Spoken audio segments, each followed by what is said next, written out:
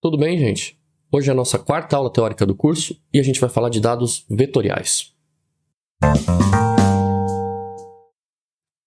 Muito bem, então vamos para a nossa aula de dados vetoriais.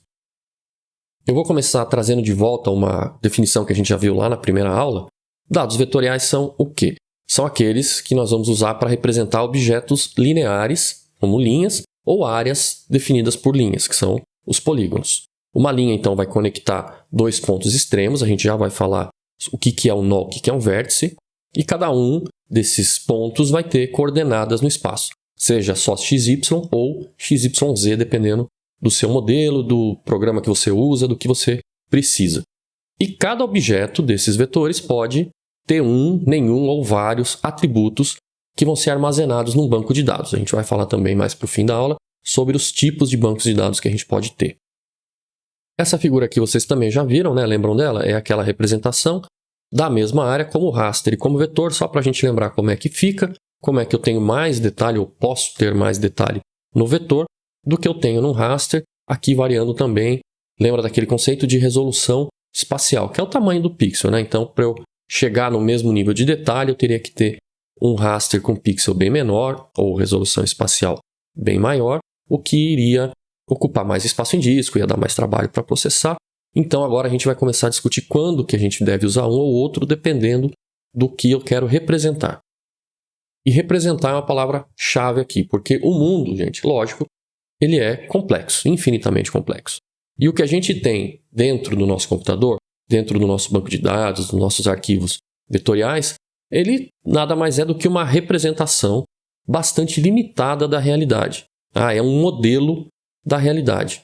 E que a gente, como usuário do SIG ou outra pessoa que por um acaso for trabalhar com seus dados, está vendo o mundo real através do banco de dados desses arquivos. Então a gente tem que lembrar que as coisas não são exatamente como elas estão representadas. Elas podem ser bastante diferentes, principalmente quando a gente pensa nos limites das coisas e como que elas variam no mundo real.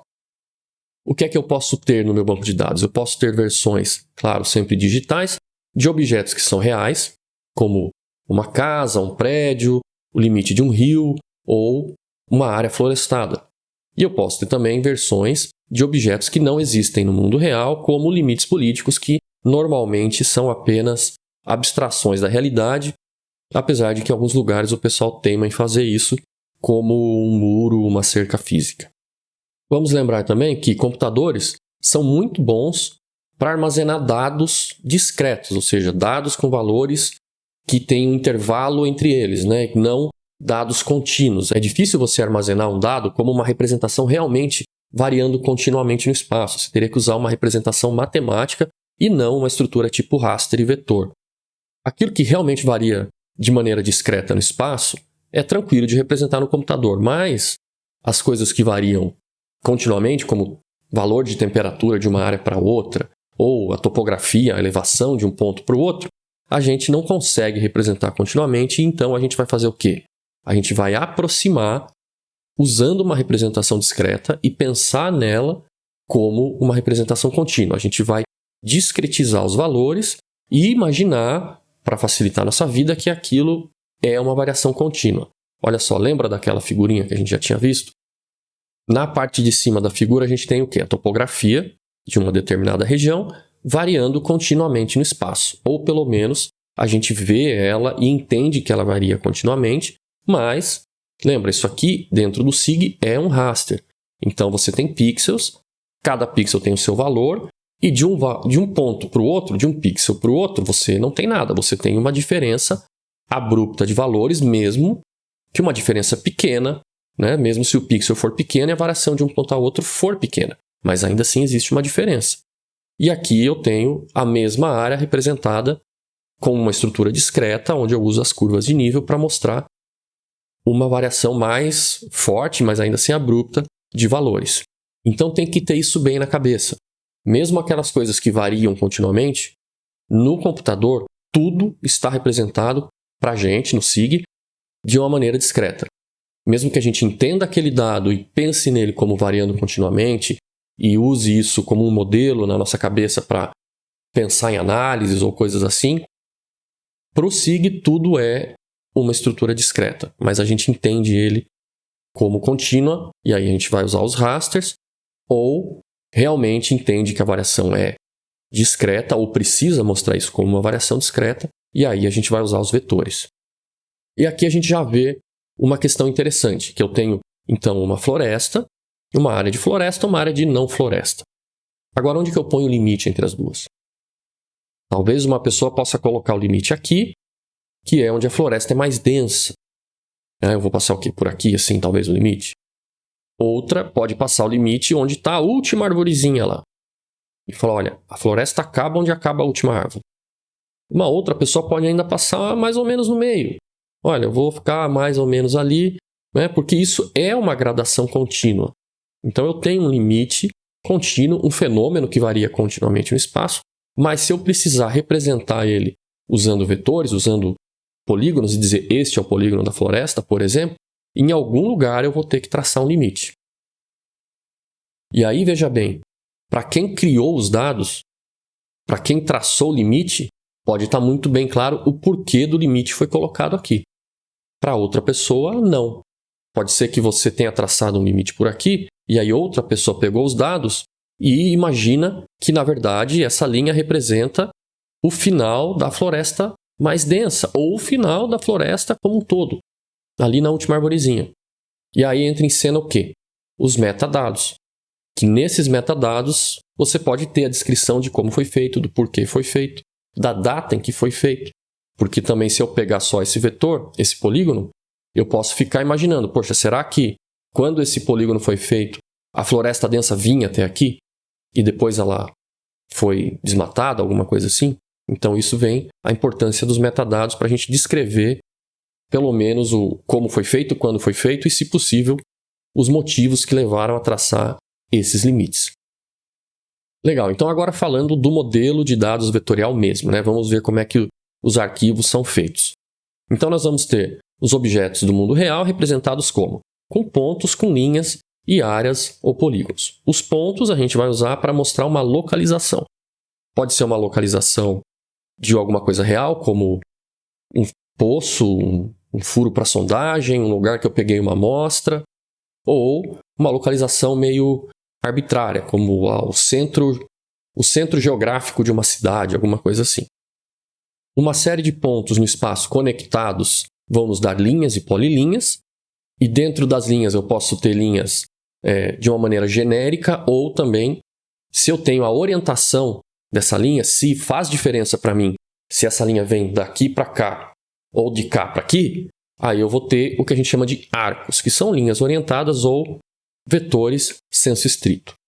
E, é claro, os polígonos, que são aqueles segmentos de linhas onde as coisas se conectam, né? O primeiro ponto se conecta com o último. Eu vou mostrar isso para vocês nessa figura espetacular, né? Que é uma coisa de um nível gráfico incrível. Então, aqui a gente tem os pontos. De novo, o ponto ele não tem dimensão, ele só representa a localização no espaço. Independente do tamanho que eu usar essa bolinha aqui, é o ponto do meio. As linhas estão aqui. Lembra que a gente tinha falado de nós e vértices? Então, os nós são aqueles pontos do início e do fim da linha. E os vértices são os pontos intermediários. E no caso de um polígono, de uma área, o nó inicial e final têm a mesma coordenada e os vértices definem a forma da área. Esse slide aqui é só para colocar em palavras aquilo que a gente acabou de ver na figura. Objetos definidos por coordenadas cartesianas, x, y. Lógico, eu posso projetar isso para mostrar num globo, usar valores em graus decimais ou mesmo graus sexagesimais, graus minutos segundos, mas vamos combinar que a gente está realmente desenhando coisas no plano cartesiano. Agora, a precisão das coordenadas, lembra aquela diferença entre precisão e exatidão? Então, a precisão ela é virtualmente infinita, ela depende do equipamento, de como eu coletei os dados, mas a exatidão é limitada.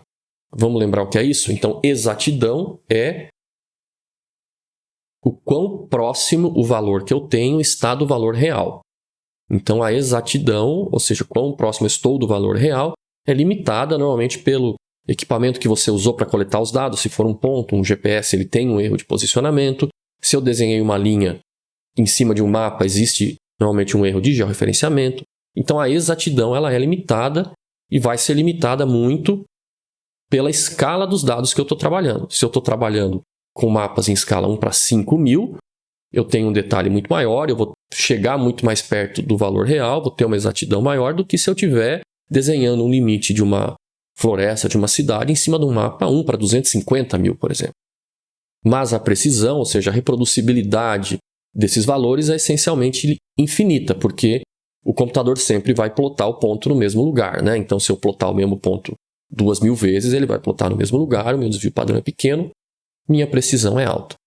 E agora, para começar a falar dos modelos mesmo, não nesse sentido mais teórico, mas dos arquivos que a gente vai trabalhar. Como é que eu vou fazer um arquivo que guarde esses vetores? Eu posso desenhar ele de várias maneiras. Um dos modelos mais simples e que ficou bem difundido por aí é o modelo Spaghetti. Spaghetti por quê? Porque eu vou redesenhar tudo quantas vezes for necessário. Vamos dar uma olhada. Então, cada ponto é gravado, lógico, como um par de coordenadas XY. A linha vai ser definida dessa maneira por uma série de pares de coordenadas XY, que são os pontos, os nós e os vértices. E o polígono vai ser definido por uma série de pares de coordenadas XY, sendo que o primeiro e o último são iguais. É um modelo simples, é fácil de fazer, é fácil do computador manipular. Não tem topologia, lembra que a gente mencionou topologia lá na primeira aula? O que é a topologia? É aquela relação de vizinhança. Não tem como, dentro desse modelo, eu perguntar para o meu computador qual polígono está à esquerda de um determinado polígono ou de uma determinada linha. E ele vai levar a uma duplicação grande dos dados. Vamos dar uma olhada nisso. A gente vai ter essa figurinha aqui como exemplo, tanto para esse modelo quanto para os outros, para a gente ver como é que fica diferente a representação disso em um arquivo, entre aspas. Tá? Imagina que eu estou guardando essas informações em um arquivo para que o computador possa ler isso e desenhar esse vetor. A gente começa com A, que é o identificador desse polígono. Então, vamos lá, vai ser o polígono A, e ele tem 6. 6 o quê? 6 vértices aqui. O primeiro vértice tem coordenada x1, coordenada y3. Está aqui, ó, coordenada do primeiro vértice, 1, 3. E aí vem os outros vértices. 1.8, 2.6 é o vértice 2, vértice 3, vértice 4, vértice 5, vértice 6 e volta para o primeiro vértice, 1, 3. Então, fechou o polígono. Depois a gente tem o B, que tem um vértice. Então, ele vai ser um ponto, né? Se só tem um vértice, só tem uma coordenada no espaço, que está aqui, ó. Coordenada x4, coordenada y4. Acabou o ponto B. Na sequência vem a letra C, que está definindo uma linha. Como é que o computador vai saber que é uma linha? Bom, ele tem 4 vértices. Começa aqui nesse vértice que tem coordenada x1, y2, que é o 7zinho aqui em romano minúsculo. Vai para esse outro vértice, 8, 9, 10. Como o último vértice não é igual ao primeiro, ele desenha isso como uma linha. Agora, e se eu quisesse desenhar um polígono representando a área aqui entre a linha C e o polígono A? Eu teria que repetir as coordenadas de todos esses pontos aqui. Eu teria que, por exemplo, começar no vértice 1, descer para o vértice 7, vir para o 8, 9, 10, fazer mais um aqui, voltar para o 5, para o 4, para o 3, para o 2 e depois para o 1. Então, essa linha que é comum, seria comum aos dois polígonos, e essa linha que seria comum entre esse polígono do meio e a linha C, seriam repetidos. Essa informação seria repetida. Eu desenho um polígono inteiro aqui, depois desenho outro polígono inteiro aqui. E é isso que a gente tinha falado de duplicação dos dados. Eu desenho de novo várias partes do polígono, tantas quanto encostarem em outros. Isso não só aumenta um pouco o tamanho do arquivo, claro que vai variar do arquivo que você tem para saber se isso vai ser um impedimento, mas vem um outro problema aí. Imagine que na hora de desenhar, a pessoa que desenhou não foi muito caprichosa e os pontos não estão exatamente no mesmo lugar. E aí você pode ter um polígono encaixando em cima do outro, um polígono sobreposto. e você vai ter problemas se você estiver calculando área ou alguma coisa assim. Hoje a gente tem muitas ferramentas que ajudam a gente a isso não acontecer. Quando a gente faz uma digitalização, quando desenha essas coisas manualmente, os programas todos eles têm uma função de snap, de juntar as coisas. Então você já tem um ponto aqui, você vem com o teu mouse para desenhar outro aqui, ele gruda. E aí você garante que as coisas estão, né, certinho no mesmo lugar. Mas ainda assim, é uma coisa que pode gerar problemas. Um outro modelo, uma outra maneira de armazenar esses dados é o que a gente chama de dicionário de vértices. Também ele é um modelo simples, dessa vez não tem duplicação dos dados, mas também não tem topologia. Ele ainda não chega nesse ponto. Como é que seria a nossa mesma área representada nesse modelo? Agora eu tenho 2 arquivos para armazenar os dados. Em um arquivo eu vou ter os vértices, então eu tenho lá uma tabelinha, o número ou nome do vértice, aqui de 1 a 11, a coordenada x de cada um, a coordenada y de cada um. Só isso. E no outro arquivo, eu digo o que é que eu tenho, quais são meus elementos vetoriais. Então, olha lá, polígono A é composto pelos vértices 1, 2, 3, 4, 5, 6. Como eu disse que era um polígono, aí o sistema vai saber que o 6, depois do 6, vem a coordenada do 1 de novo. Ponto B, aqui o vértice 11, e linha C, com esses vértices aqui. Então veja que também é um modelo simples e é interessante porque ele não duplica os dados, ele só usa a tabelinha de vértices para montar as coisas. E aí se eu quisesse ter um polígono aqui no meio, né, eu poderia simplesmente fazer aqui, eu teria que ter um ponto aqui, claro, mas aí eu faria lá polígono D, sei lá, e listava os vértices e pronto. Já teria meu outro polígono e não tem como ter o erro de linhas se sobrepondo, se cortando, mal encaixadas, porque você está usando os mesmos pontos para definir os seus elementos. E agora a gente pode começar a falar do modelo de dados vetoriais que tem topologia. Lógico que dá para fazer isso de várias maneiras, mas a gente vai mostrar um exemplo aqui, que é o que a gente chama de modelo de arco-nó. A topologia, para colocar aqui de uma maneira hiper simplificada, é um ramo da matemática que lida com propriedades geométricas de objetos. E aqui a gente tem nos nossos modelos vetoriais, então, relações de vizinhança entre os objetos, entre linhas e pontos e polígonos, e a gente mantém essas relações mesmo se eu fizer alguma transformação nos meus dados. Se eu deformar de alguma maneira, as relações de vizinhança se mantêm.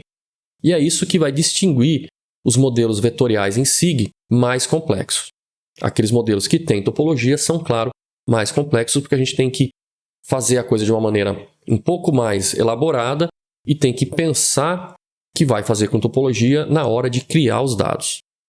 Ele é um modelo que vai conseguir responder perguntas como quais estradas conectam com uma praça central, quais rios que cruzam uma determinada área de interesse, quais unidades geológicas, quais tipos de rocha estão em contatos com uma determinada outra que eu quero saber.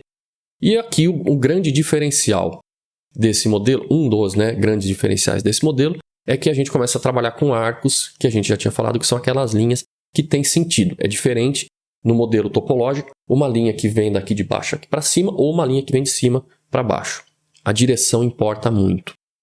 Vamos ver então aqui esse modelo. Olha, eu tenho de novo a mesma área, o mesmo polígono A, o ponto B e a linha C. E como é que isso fica? Veja que agora eu tenho 4 arquivos pelo menos para guardar essas informações. Nesse primeiro arquivo aqui eu tenho o quê? As coordenadas dos nós, que são os pontos finais das linhas, e dos vértices, que são os pontos intermediários, para todos os arcos. Ou seja, cada linha vai ser tratada como um arco com uma direção específica. Arco 1 é esse que está aqui fora, fazendo o limite da área do polígono. Então, o que é? O arco 1, F-node, de from node, então onde ele começa. Começa no nó que tem coordenada 3.2, 5.2, que é esse pontinho aqui. Passa pelo vértice, esse caso vai ser um vértice só, coordenada 1, 5.2. To node, ou seja, para qual nó ele vai. Para o nó que tem coordenada 1 e 3, que é esse ponto aqui. Então, isso definiu o arco 1. O arco 2 vai ser definido aqui. Então, ele começa no nó que tem coordenada 1, 3, passa por todos esses vértices e chega no nó que tem coordenada 3.2, 5.2, que é esse mesmo nó aqui. Veja que aqui não tem mais aquela coisa de nome dos nós e vértices, ele usa só as coordenadas. E ainda tem o arco 3, que é essa linha aqui, começa no nó com coordenada 1, 2, passa por esses vértices, terminando no nó que tem coordenada 5.2, 2.7. Isso definiu os arcos que eu tenho. E agora, no arquivo 2, esse modelo define a topologia. Vamos dar uma olhada nisso aqui. Para o arco 1, de novo, from node to node. Então, do ponto do nó 1 para o nó 2, ou seja, seguindo a linha nessa direção, imagine que eu pudesse seguir virtualmente ou fisicamente essa linha. Então, se eu estou de pé aqui e começo a caminhar da direção do ponto 1 para o ponto 2, o que é que tem da minha direita? Se eu estou andando nesse arco e eu estou caminhando aqui, na minha direita tem o nada, tem o lado externo.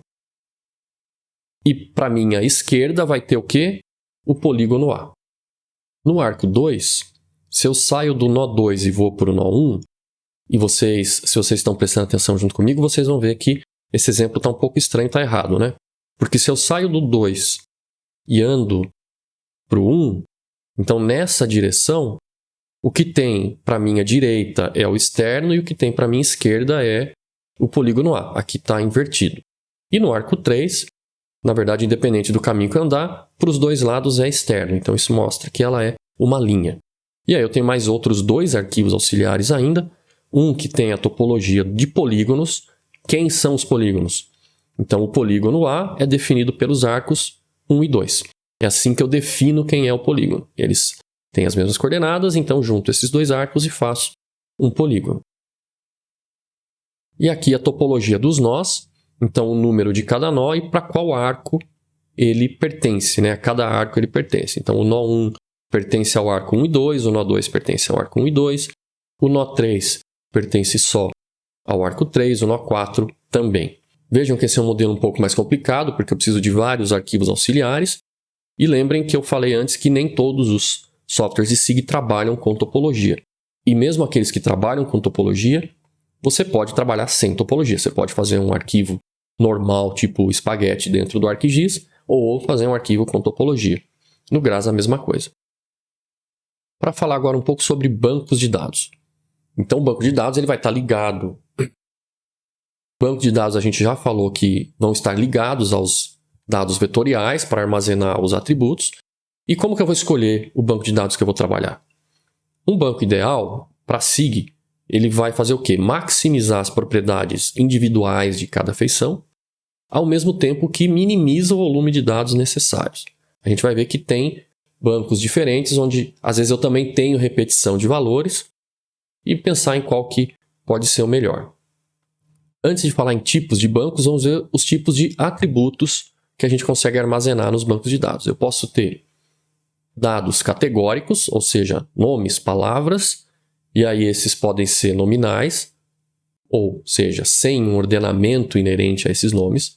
Pensa aí, tipo de uso de solo, nome de cidade, nome de formação geológica, né? Você tem aí um monte de palavras descrevendo os atributos, mas não tem uma ordenação inerente a essas palavras. Ou eu posso ter ainda dados categóricos representados por palavras ou sequências de palavras, mas com um ordenamento inerente a elas. São os dados ordinais. Então, por exemplo, classe de drenagem. Posso ter lá no meu banco de dados uma tabela que diz drenagem de primeira ordem, segunda ordem, terceira ordem. Veja que eu estou definindo a ordem com uma palavra-chave ali, com 2 palavras, e que tem uma ordem entre elas. Faz diferença a ordem das coisas. Aí é um tipo ordinal. Muitas vezes a gente vai ter isso codificado com um número. Então, o número tal representa a classe tal, mas ele é só um número para codificar. Você não vai fazer conta usando esses valores. Se você vai fazer conta, se você precisa fazer algum tipo de aritmética, você vai para os dados numéricos. E aí os dados numéricos também podem ser dados que representam intervalos, como, por exemplo, um intervalo de valores, um range de elevação, alguma coisa assim. E aí, se for um dado do tipo intervalo, não tem zero, porque intervalo zero não rola, né? E não tem como você marcar que uma coisa é o dobro da outra. Você também pode ter um dado do tipo razão, onde aí você vai ter um zero, ou razão entre 2 coisas. e coisas como o dobro de começam a fazer um pouco mais de sentido. E você vai poder representar isso tanto como números inteiros ou números decimais. Vocês também vão ver essa nomenclatura aqui, tá? Representação de ponto flutuante. O que isso quer dizer? Que é um número decimal, que ele tem um valor inteiro, vírgula ou ponto e uma parte decimal. Claro que se é inteiro ou decimal, vai dizer também o tipo de conta que você pode fazer, o tipo de resultado que você pode chegar. Tá? Tem sistemas onde, se você dividir dois números inteiros, você vai ter como resultado outro número inteiro, arredondado ou truncado. E tem situações em que você vai dividir números inteiros e vai receber como resultado um número decimal. Então tem que ficar bem atento a esse tipo de coisa.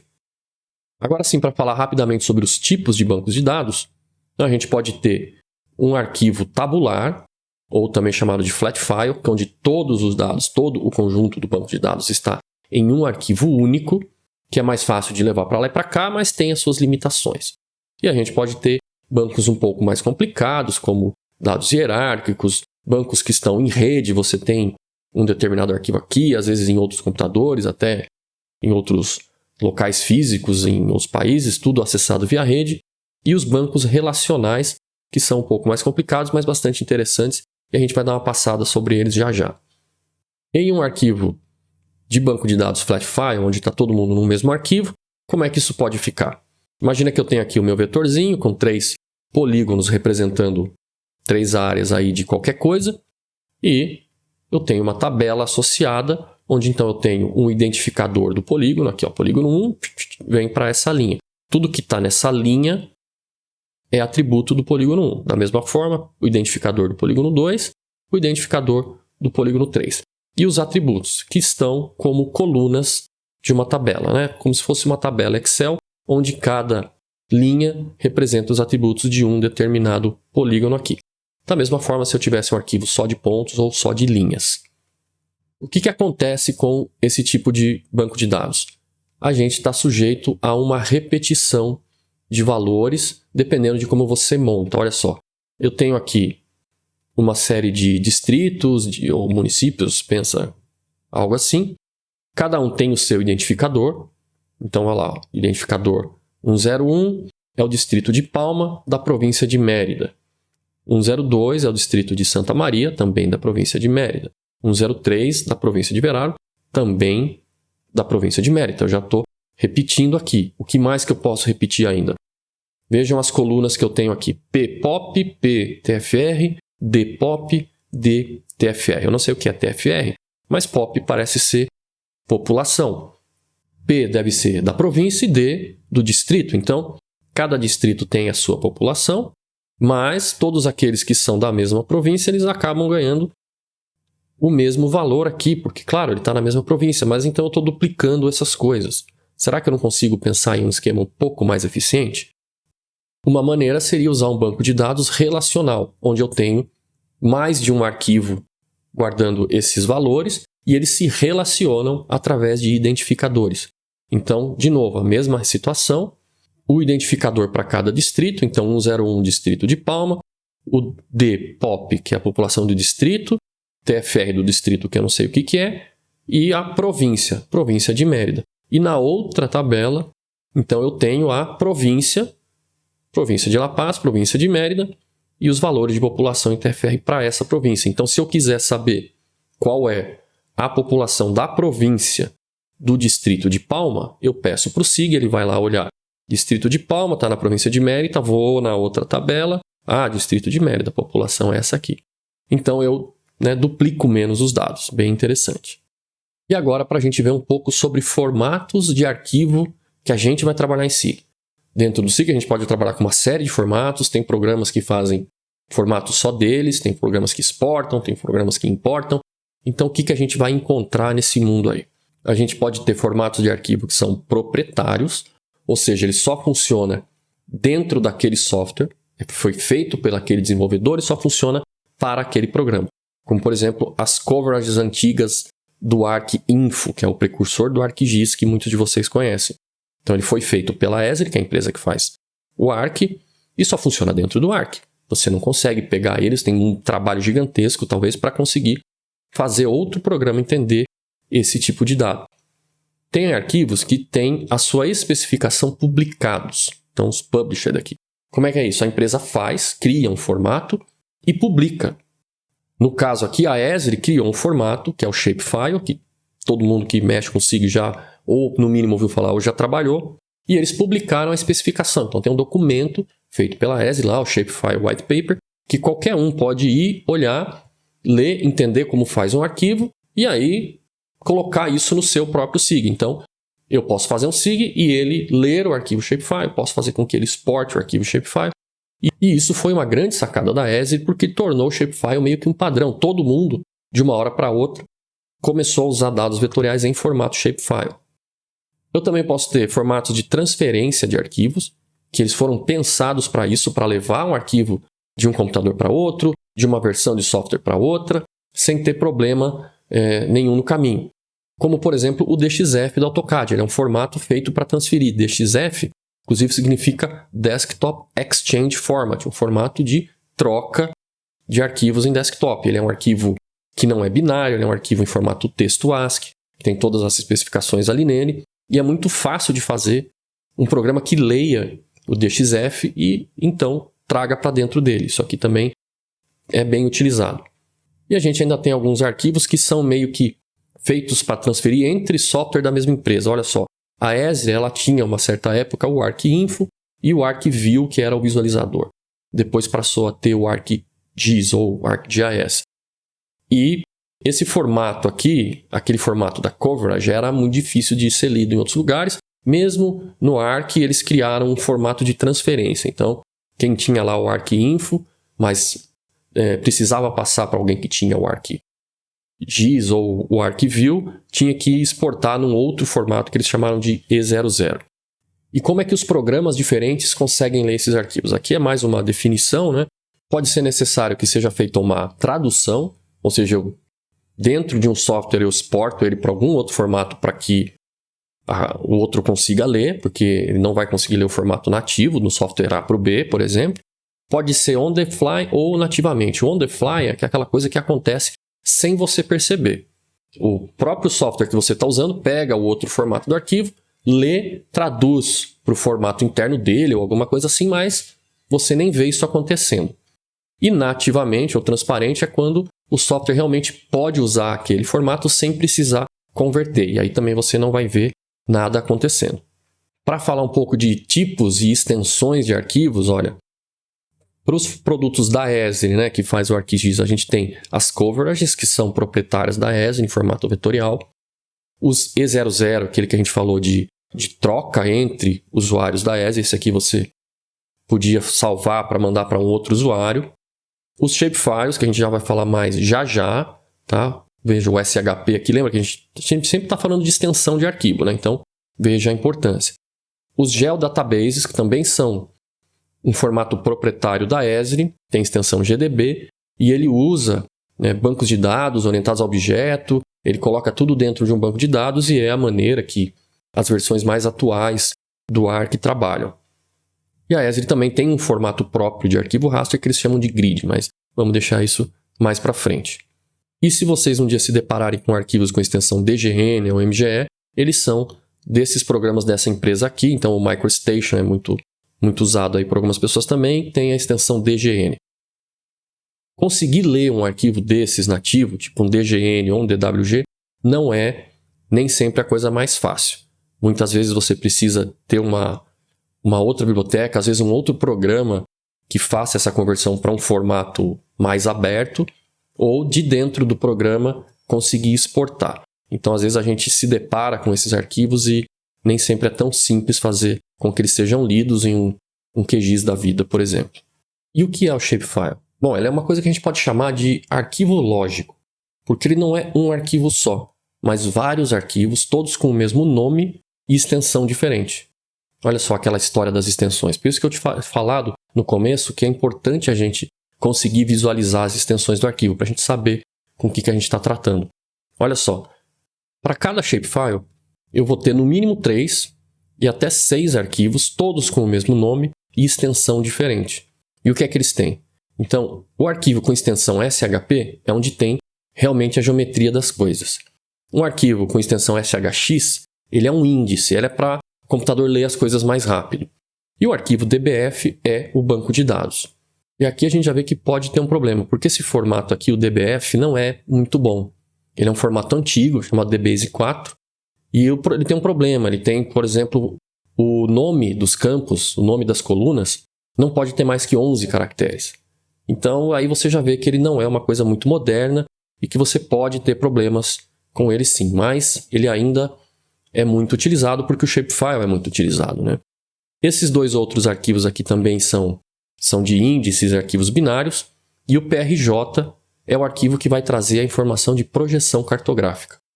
Olha só, o shapefile em si ele só tem a geometria em XY, ele só tem o valor da coordenada em XY, ele não diz em qual projeção está.